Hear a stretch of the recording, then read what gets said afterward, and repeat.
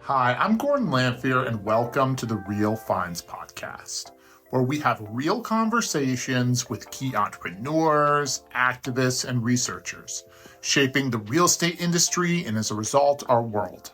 On today's podcast, we'll be speaking with Phillip Gulley. Phillip is the co-founder and chief strategy officer of Cofactr, an end-to-end hardware supply chain risk management platform, providing solutions for parts management, procurement, and storage for critical manufacturing. On the podcast, we discuss challenges in the logistics industry, onshoring, trade, and how Trump's tariff war may shape commercial real estate markets. Phil, thank you for hopping on the podcast today.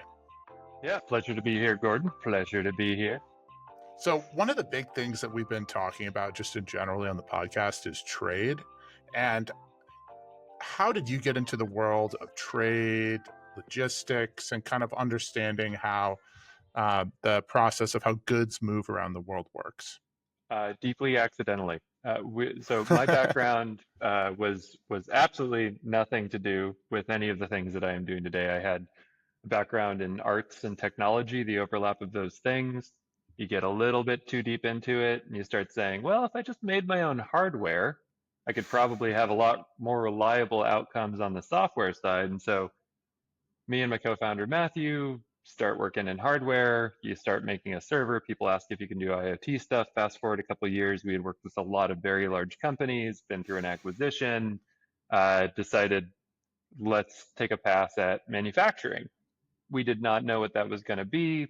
You start ordering stuff, you start figuring out supply chain, realizing that you have to manage tariffs and temporary import bonding, and all of a sudden you're just in it. And as we've scaled the company and we've grown, we've become an organization that works with critical industries, manages a lot of documentation necessary for duty drawback. So it's just kind of ended up being where we are living.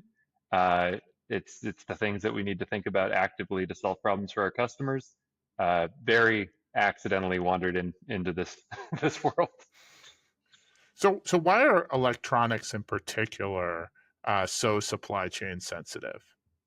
Well, there are some realities about the distribution of manufacturing globally. So if you look at critical industries, if you look at aerospace, you look at satellites, you look at infrastructure, you can't use the same materials that you put in a cell phone. And that's for interference reasons. It's because of the amount of radiation that something receives, the amount of vibration that something receives.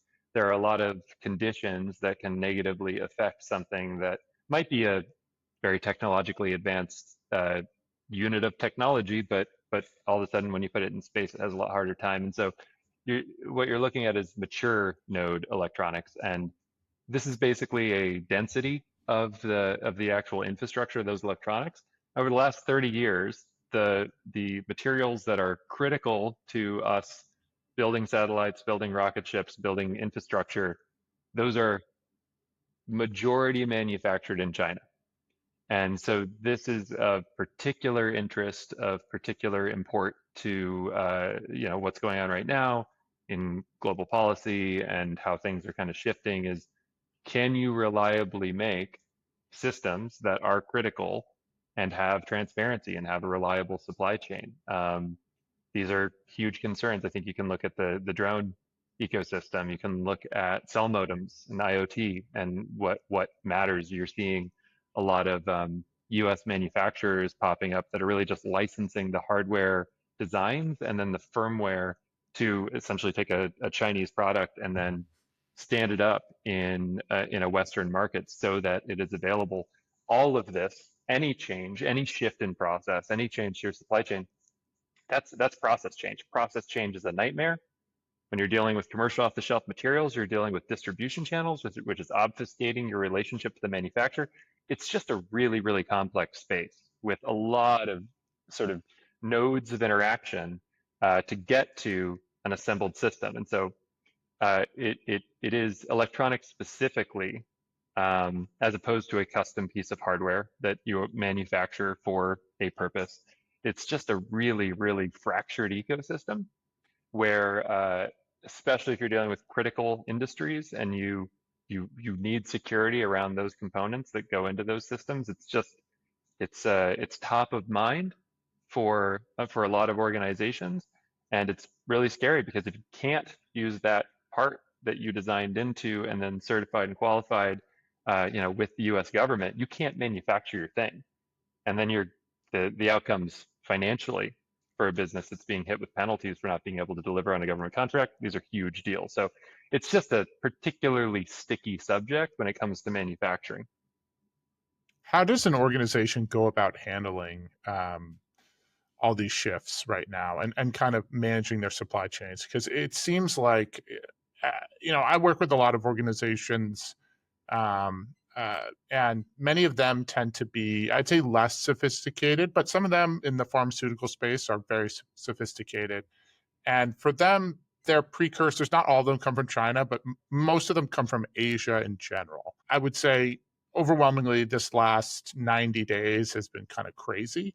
Yeah. How does an organization handle this sort of rapid change? And are you guys finding productive solutions to kind of navigate these very turbulent waters? So I've heard a lot of different approaches, depending on the stage of the company and the scale of the company. If you're looking at really high value, low volume, they're just shrugging this off, right? If you're trying to get a rocket ship made, if you're paying twice as much for the hardware, that's ultimately not the thing that's going to make or break your ability to get to space, right? If you're a medtech manufacturer Yeah. and you have a lot of SKUs and you are pumping many products into the market, I've heard the story of we're just going to absorb as much as we can, and then if the market won't bear it, we'll stop making it. Which is spooky when it comes to medical technologies, things that might be life critical, Yeah. where you're like, Yeah. I know for you that's just a product line that you're shutting down for a little while. What's that going to mean to the consumer, which is a citizen of the United States who might rely on that hardware? Um, there's really significant challenges, I think, where you've got tiered supply chain, which this gets a lot more opaque. So if you have a very complicated system, if you're making an airplane, there's millions of parts in that. They are nested in assemblies and sub-assemblies that you might never have needed to have visibility into that supply chain before, because it was really nice to get those processes off your books and into somebody else's back office, and that was lovely. And now we're seeing a shift, I think, of the most responsible organizations, where as opposed to shrugging it off or going like, look, someone's going to have to pay for it or we'll stop making it, you're seeing a change to what they consider to be risk. And I'm seeing leaders in obsolescence starting to be a lot more proactive about supply chain and thinking about the risk that they're sort of absorbing in their tiered supply and wanting a lot more transparency into that. And so I think in the same way that for a individual part saying, look, was it made in Taiwan or China? I need to know before I put it into a system. I think we're seeing like, look, I need to know if the box that I buy from you, what inside of that box is coming from China? What inside of that box has a long lead time? What inside of that box doesn't have quality documentation that's up to my standards? And I think that this is a shift from when will the thing no longer be available to is the thing available? Should I be using it? So there's a lot more expansion, I think, in what risk is. And the idea that supply chain is now an obsolescence story, because if you can't buy the thing, even if it's being manufactured, but you can't have it anymore, it's essentially for your build, that is an obsolescent part. And so that's an interesting kind of philosophical shift that I've seen. And I think it's also highlighted inside of organizations that design engineering functions. Uh, Design for manufacture used to not be sort of top of mind. And then a whole world of software and solutions came into being that said, actually, in the engineering function, you should be thinking about manufacturing to some extent. And there's always going to be these passes and these checks. And when you reach out to your manufacturer, they're going to work with you on it. But design for supply chain, and that's kind of where we live. And I think that's the philosophical thing that we're pushing forward. It's the philosophical stance I think obsolescence leaders are starting to see, is that actually in the engineering function, it's not just designing, it's not just designing for manufacture, it's also designing for supply chain. And so we're seeing a lot more interplay between departments, and I think between organizations is where this is going to lead, where even if you're in a lower volume industry where maybe you don't have the same transparency that an Apple or a Google does into their manufacture, it's just going to become more demanded. It's going to become more expected so that you can assess your risk, and then however the sort of tides of policy or international trade goes, at least then you'll understand and be able to pull those levers responsibly. How does one go about assessing that risk and like pulling those levers responsibly? Because that's all. There's a lot of factors involved. I know I'm working with one company that's a biopharmaceutical company that makes kind of precursors to a number of drugs that are used in the United States, and they were looking at their supply chain for some of the chemicals that they were getting, and they realized very quickly that like it wasn't the fact that one of their suppliers was located in China, but the problem was like one of their suppliers got their supplies from China, Right. and that they're just hosed right now, Yep. and that they're totally reevaluating their supply chain as a result. How can a company navigate that? Because it seems like it's incredibly complex for even the sharpest mind to kind of wrap their heads around. It is. I think it's I mean, I hate to use a phrase like this, but it's kind of just shaking down the suppliers and saying, look, I know that we've had don't ask, don't tell to some extent about how we are getting these materials or how we're getting these assemblies, or I think that that's just changing. It's changing rapidly. And one of the interesting sort of models that we're looking at of how do you not just make this vendor communication, right? Because this is is it a procurement function? Is it an obsolescence, a supply chain function? Like who's the one that's supposed to be tracking this down? And so one of the things that we've been talking about is how do you maintain IP while still understanding risk if you are the buyer? And we've been having conversations about, okay, if we can access your designs and your bills of material, and then index against the industry, the sort of broader database of supply data, uh, can we just highlight the points of risk as you would internally, understanding, look, this is long lead, this is maybe coming from a source that's not approved for export control reasons or just general political reasons or safety. Uh, can we just surface that risk so that a buyer can understand, well, the risk profile of this product is 6 out of 1,004 parts, and what is the level of risk? Can we highlight what that risk is, and then work with that vendor to kind of diminish the risk to the lowest point possible, and then at least responsibly buy, right? I think there's some other issues in here where, especially in these complex systems, if you have an error in the field, forward and backwards traceability, if you don't have access to that data. So I think that there's interesting models, and we're working in this. I know that there's some other sort of startups and organizations that are thinking about this, but it's like, how do you maintain a healthy relationship? How do you maintain intellectual property? But then if you have an error or an issue or a point of risk in that tiered supply chain, how do you create transparency around that so that you can make better decisions strategically as an organization? And then hand in hand with that, make sure that maintenance and repair can happen really, really quickly if there is an error. And so it's really about creating a digital thread that kind of connects these tiered supplies in a way that doesn't endanger and isn't just endless phone calls and beating everybody up on give me more data and send me another spreadsheet. So I think there's some interesting experiments and models and kind of thoughts going into this right now.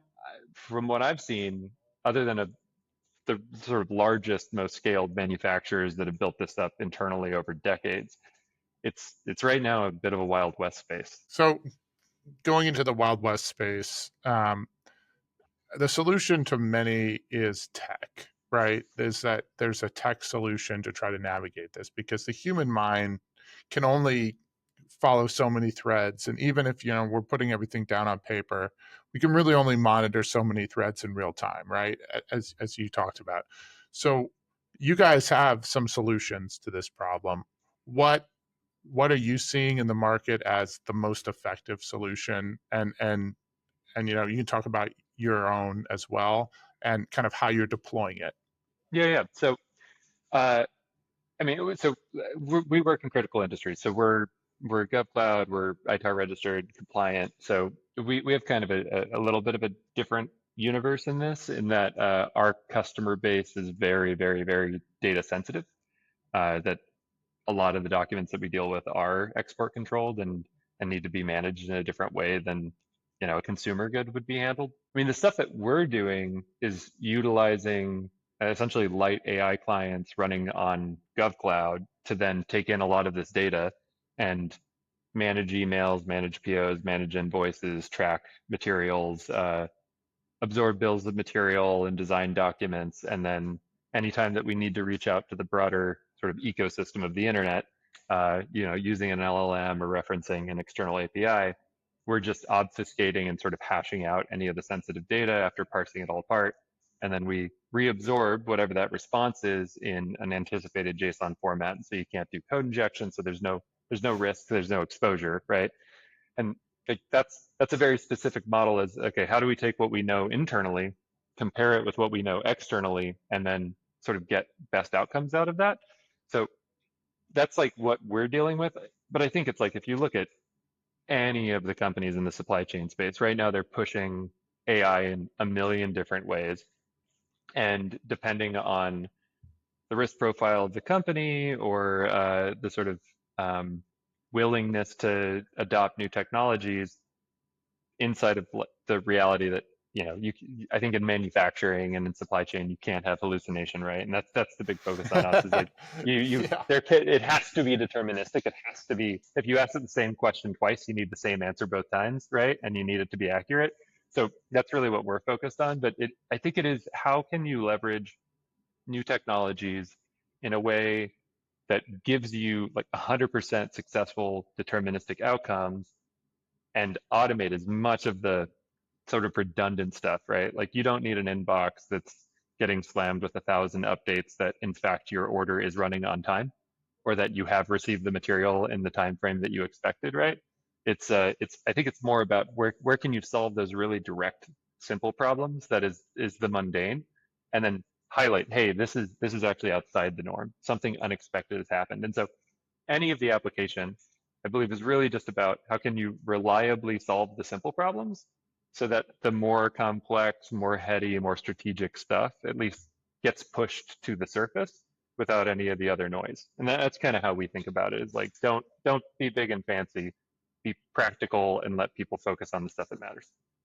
So one of the practical things and the things that's going to matter for, I would say, probably 80% of the people listening to this podcast, is they're going to be listening to try to get little insights into how the real estate world is reacting to some of these supply chain shocks. I know in the last 90 days, we've had more LOIs fall through and not have purchase sale agreements or leases than probably any other time in my career. There's a lot of instability in general, and people are looking for any indicator that they can to latch on to, either optimizing their occupier decisions or optimizing their decisions investing, particularly in the industrial sector. And so I'm curious kind of what you're seeing and how you're seeing it play out from your perspective as somebody who's really on the ground, seeing how the supply chains are functioning or not functioning. I mean, again, I think our stance, right? Like, so we work with a lot of like economic development groups where we're dealing with like A&D, and I think that ecosystem is a little bit more driven either by pretty tight government contracts and an absolute requirement to deliver, or by a bunch of VC. Because we're transparently, we're not working with like the sort of incumbent A&D space. We're very much so in the the up and coming, the recent receivers of some of those larger grants, and then aerospace, robotics. And in that space, I mean, the facilities that are being built are monumental. The deals that are Yeah. being signed are huge, and they're happening in places like Texas, and they're happening in places like Ohio, and they're, you know, like, it's like data center and manufacturing is kind of the space. And so that's like, yep, we're buying 1 million acres in Virginia and we're transforming a community, right? And so I probably have a bit of a stilted sort of approach to this because I think that more sort of I'm going to call it like linear growth and a more uh, paced sort of risk aversion and understanding, going like, okay, am I making the right decision? In a lot of the customers that we're working with, they're pulling the trigger on big moves, and these are near tidal forces, right? And so, I mean, I'd be super interested to hear what you're seeing and what you're experiencing because I'm sure that it's a different universe than what I'm exposed to. Yeah, I mean, I can tell you from what we're seeing generally is um, some of the higher margin businesses are really not seeing that much of a shock, particularly because we're on a pause right now, and this podcast will go out before that pause ends. The second thing that we're seeing generally is, the tariffs that were in place for some of the countries that aren't China really even weren't that big relative to the totality of a lot of the products involved. And so, as a consequence, most of the individuals that we work with that aren't getting a large percentage of their product from China, even if it's from other countries with relatively high tariffs, are able to manage it, and it's just causing prices to go up a little bit.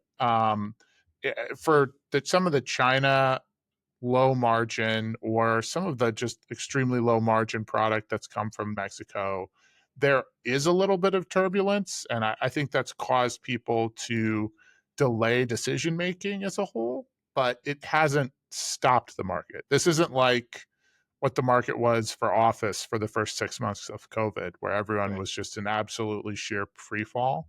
I'm kind of curious to see, though, even from some of those large product projects, though, if you have run into any issues that you've seen with the supply chain, because I know, like for us, some of the issues have been things that we didn't originally think were going to be big issues. Like, for example, paper and wood products have been a huge issue with Canada Mhm. for many of our suppliers, particularly in packaging. Um, I'm curious what you're seeing, maybe from some of the larger suppliers, particularly who are building things out or are working in robotics or highly sensitive areas where there might not be a whole lot of places to go in terms of a supply chain. Yeah, I mean, I'll use sort of an example of a customer that we were supporting. I mean, there's a lot of unexpected behavior in that we as a nation and sort of our stances fluctuated, right? Like I think independent of your political beliefs or background, certainly the last few months have had a lot of variation in how we are approaching trade. That's pretty fair. And Yeah. yeah, and then Yeah. meanwhile, I think other nations have basically been like, well, we have our policy. We will continue to have our policy. And there's been some sort of, I would say, not great outcomes in that, like Chinese steel, I think is just getting more subsidized by the state right now, by the Chinese state. Like if you're making robotics and you need a large chassis, China is still incredibly competitive, even with the fluctuation in tariff, because they can just subsidize their own steel costs. And so they can still knock those costs down.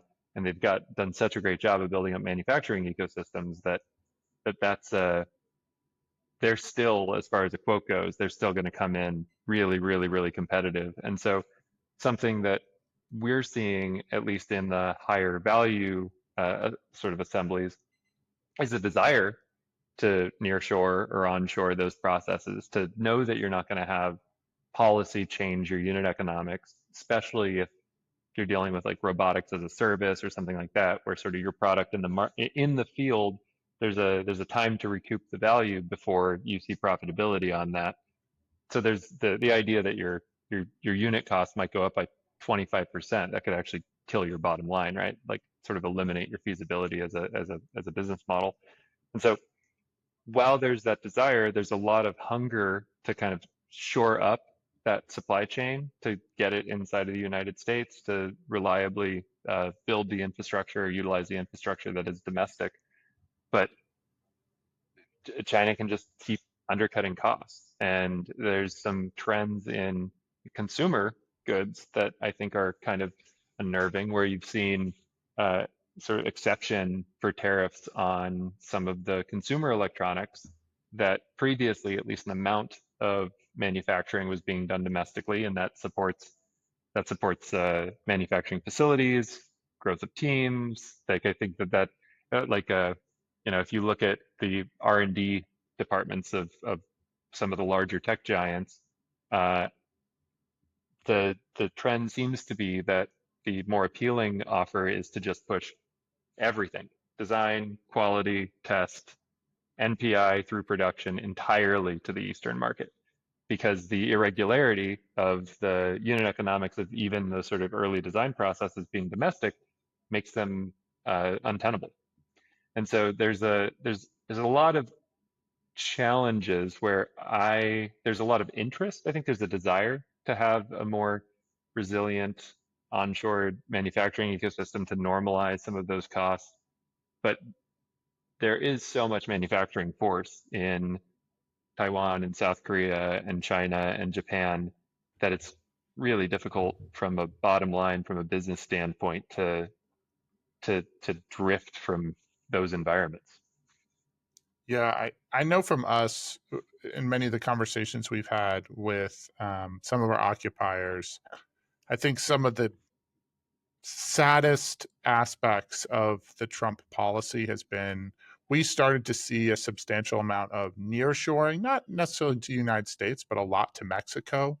Um, uh, Particularly, we're in the Chicago, Wisconsin area, and so it's Wisconsin, Indiana, Illinois, and there's a strong railroad network up through the Midwest into Chicago. And as a result, Mexico was a very desirable location to put some of the lesser skilled labor, and then mainly finishing off product in the United States. And we've seen with the transition that increasingly that process has gone on pause in Mexico, and as a result, gone on pause in the United States as well. I'm curious if how you've seen the tariffs play out with nearshoring generally, and how you're seeing it in generally your portfolio of clients.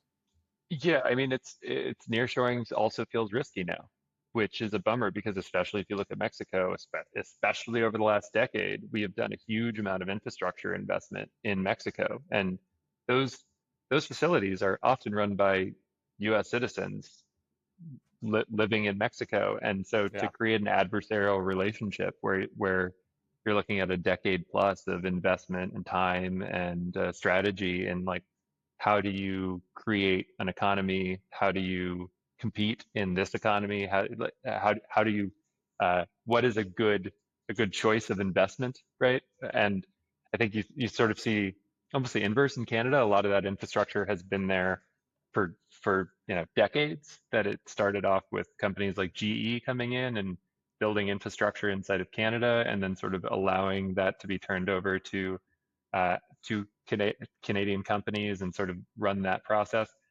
So you're looking at the sort of generational challenge of, your maybe your grandfather worked in Canada and your grandson works in Mexico, and you're like, oh no, this is a beautiful ecosystem of manufacturing that we've built over decades to create a more resilient North American economy. And now those are both risks, and those are adversarial relationships potentially. And it is it's tragic because because those decades are decades spent, and you can't just shift that. You can't just magically make manufacturing appear. You can't make sourcing appear out of nothing. That those decades of effort are decades that we are now going to have to spend inside of the borders of the United States to even reach parity with what we've historically invested in. Um, it's a really really challenging environment, and I mean like the duty drawback and stuff like that. There's like ways that you can manage this where at least you're only paying tariffs on the sort of initial product, right? And so that can avoid some of that international trade, but it's still Can, can, challenging. Can you dive into that a little bit more, how the duty drawback works for somebody who might be listening and doesn't fully Yeah, understand? yeah. So if I buy something from Taiwan and it lands in the United States and then I ship it to Mexico and then they create a subassembly in Mexico and then they ship that back to the United States, there's a couple times in there that tariffs would be paid because you're moving things between. When something is consumed or destroyed in a manufacturing process, so basically it has become part of another assembly, that should basically reduce the cost of the tariffs paid. And so you only pay the tariffs one time instead of repeatedly. And what you need to do to make that work is you need really meticulous documentation of the Yeah. materials and where they've gone and what they've done, which like that story, again, this was like we built a digital platform for it. So that's been an interesting, we just have that documentation, but that's a super challenging thing to do. And so there is a little bit of sensationalism when someone says to make a car, you're going to have to pay 5 times as much as the car because of the tariffs of moving materials between Mexico and the US and Canada and da, da, da. There are opportunities to get those dollars back as an organization, but the documentation is very, very challenging. You just have to do the paperwork with the United States to get that money back, and you still have to pay that money up front. You still have to pay the tariffs to get the materials released from customs. And so it's a big capital expense. You're less liquid because of this. But there are at least methodologies to manage it. It's just, again, it's a sort of back office process and who's managing this paperwork, and do you have the infrastructure in place, or do you go to a broker that manages this for you? It's all just process change and super, super difficult. So in terms of process change, one of the things we'd like to talk about before we wrap up is in this, like, and I hate using this term, but it's such an effective term, in the new normal of the new Just age whatever of right trade. Whatever. I mean, it's such a Whatever. silly way of whatever, right? In terms of that, when we're doing this, what's the best way that a business is sitting there can manage the risk that's inherent in kind of this new age of trade, and kind of, are there some geopolitical lessons that we can learn to kind of how you can behave as someone who's bringing goods into the country, or are we just rolling the dice?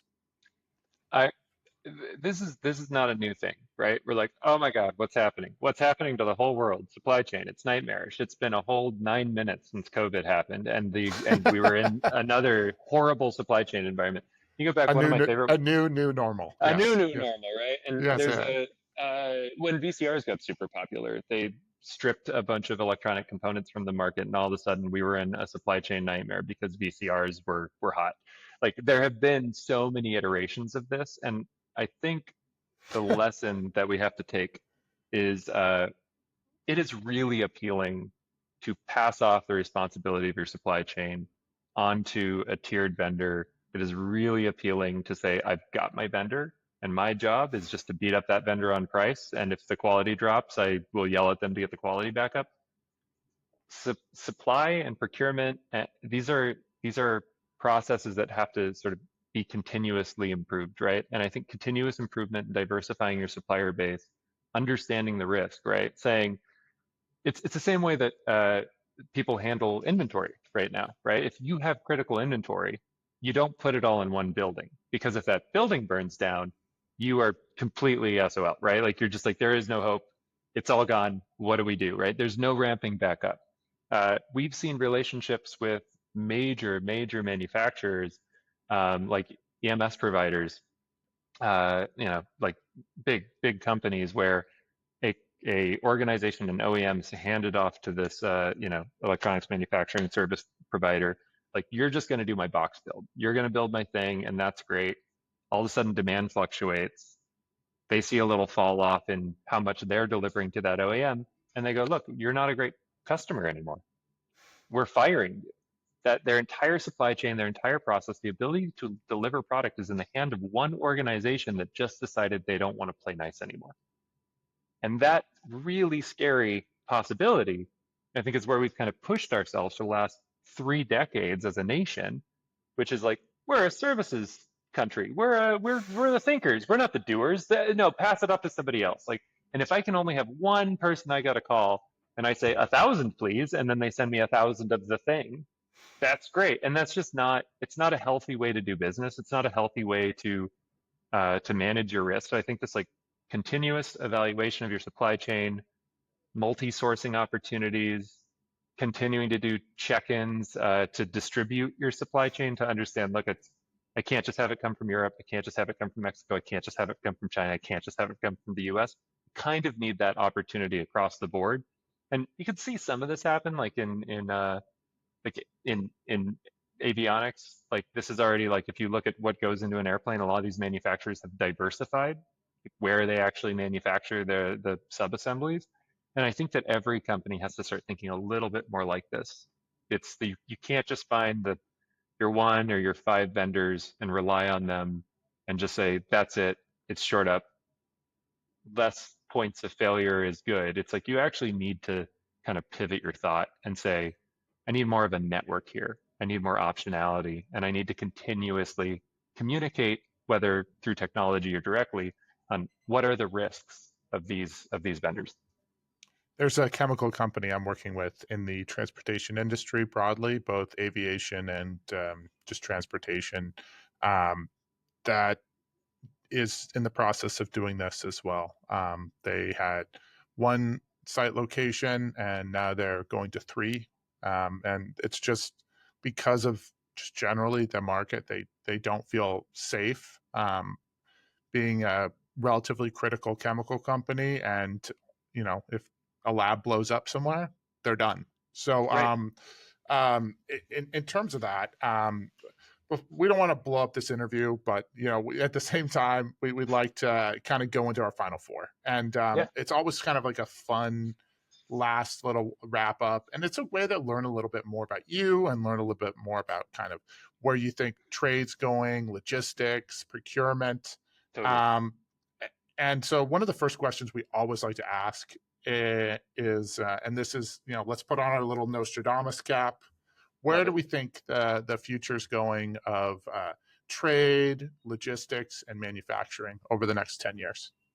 Uh, so I think it's been kind of what we're hinting at here the whole time, which is it's going to be more transparency and it's got to be more collaboration and it has to be more optionality.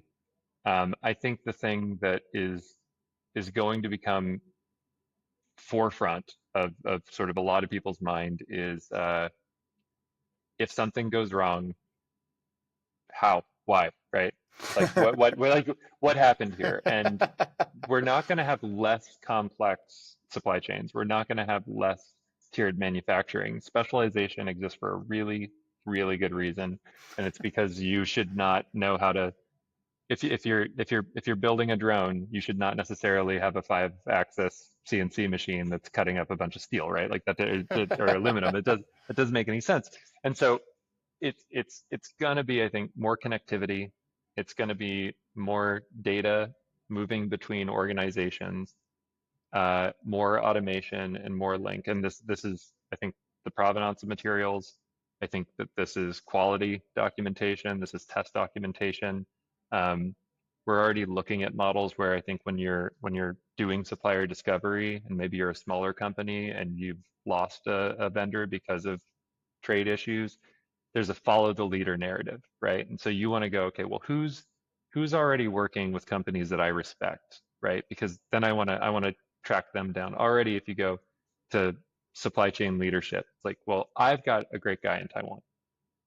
Okay, that information I think has to become more readily available, and everyone will always have their personal relationships, but um, understanding why why a vendor is quality, what their processes are, knowing that they'll be transparent, open, and honest with you, understanding the risk profile.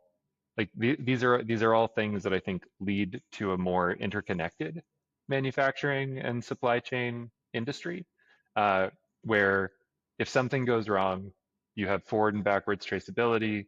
You understand the financial implication. You understand the risk before you are building that thing, and you can execute in a lot more elegant and successful way. Yeah.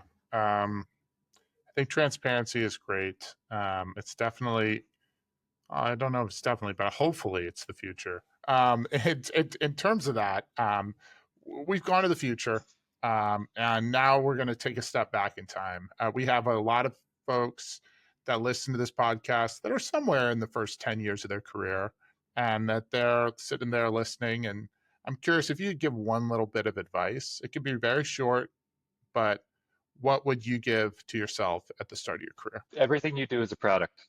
Anything that you're doing, whatever it is, think of it as a product. Try to make it a product.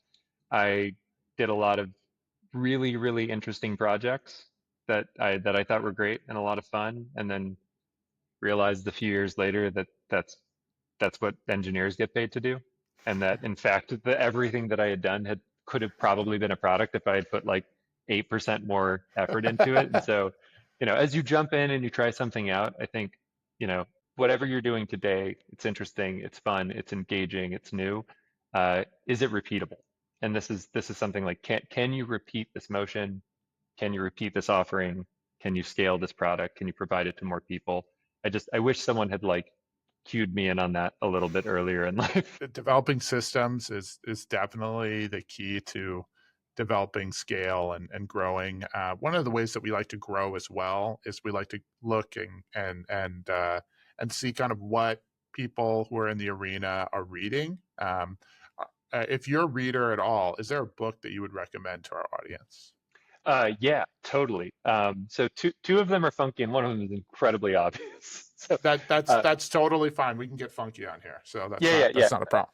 Okay, there is a great Finite and Infinite Games Okay. by James Carse. It starts off and it's very, very simple. It goes, to play a game, you must be willing to play. No one can be forced to play. Play is a state of choosing to do something.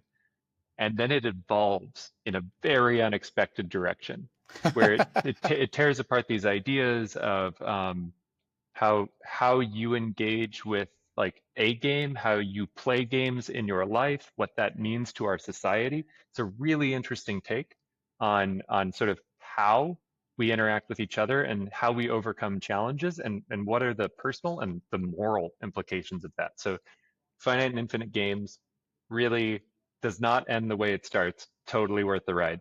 Uh, Rules of Play is another one. Rules of Play, it's a textbook technically, but it's just interesting. Again, it kind of breaks down the concept of engagement and how you work with someone. And again, it's like game theory, but what is not game theory, right? It's like, Yeah, yeah. and so yeah, it's big stuff, right? You're like, oh, it's all these things. Like we are all playing with each other. We are all choosing to show up every day. So rules of play is another really interesting one. Again, it just sort of breaks down a lot of concepts that I think are really useful. And this kind of ladders into the much more expected outcome as a book that I think everyone should read, which is Radical Candor. And Radical Candor by Kim Scott. It's it it's really easy to have successful communication that is slightly unhealthy or maybe too sympathetic, too soft. It's hard to be really honest and really direct. It's really difficult, especially to build a culture around you that's honest and direct and can kind of detach the idea of expected outcomes from emotions. And I think that Radical Candor is just it's a great book uh, to read with a team as you're growing a culture for yourself and how you interact with the world. I think directness without cruelty is a really, really valuable and important thing. So I'll be direct and take some radical candor here. And the whole reason for this podcast, the reason why we have you on today, beyond all your knowledge, is ultimately we value this podcast because we find it's a great way to get other recommendations of other intelligent, thoughtful men and women in the arena. And so I'm curious, who's the next person that we should have on the podcast? So, I mean, this is more of a general direction, but I swear I think economic development groups, man, they are the ones. Like they are on the ground floor. They are talking to the companies that are moving and building facilities. They understand the ecosystems that they are playing in. I mean, we're talking to NEO, which is in Ohio, it's the northeastern region of Ohio. Super smart people, grounded, relatable, connected to a community, but they are building infrastructure and they know what it takes on the ground to get it done. and they are talking to some of the biggest companies in the country and the world on, hey, do you want to build here? And I think if you went and knocked on the doors in Virginia or in Ohio or in Texas, I mean, these are environments where there is a lot going on. It is exciting. It is highly cost competitive versus some of the other hubs of manufacturing. If you look at the Northeast or Silicon Valley, things like that. So, I mean, those are the doors I would go and knock on to say, hey, what's going to be happening in 2 years, 5 years, 10 years? I think that's great advice. Now, there's one final question, and that's simply if somebody wants to reach out to you, what's the best way to get in contact? Oh, yeah. So, I mean, our website, cofactr.com, cofactr.com, is a great way. You can email me directly, Phil, Phil, Phil at cofactr.com, or LinkedIn. LinkedIn's great. I'm Phillip Gulley, Phillip Gulley, on LinkedIn, and those are all wonderful ways for us to start chatting. Phil, thank you so much. I really appreciate it, and we have to have you on in the future. Yeah, this was a pleasure. Thanks so much, Gordon. Thanks again to Philip. We appreciate his insights. If you enjoyed the podcast, please give us a like, a 5-star rating, and a review. Your comments, interactions, and subscriptions truly matter and help us continue to provide quality guests. You can find us on YouTube, Spotify, or wherever you get your podcasts. I'm Gordon Lamphere of the Real Finance Podcast. Thank you for listening.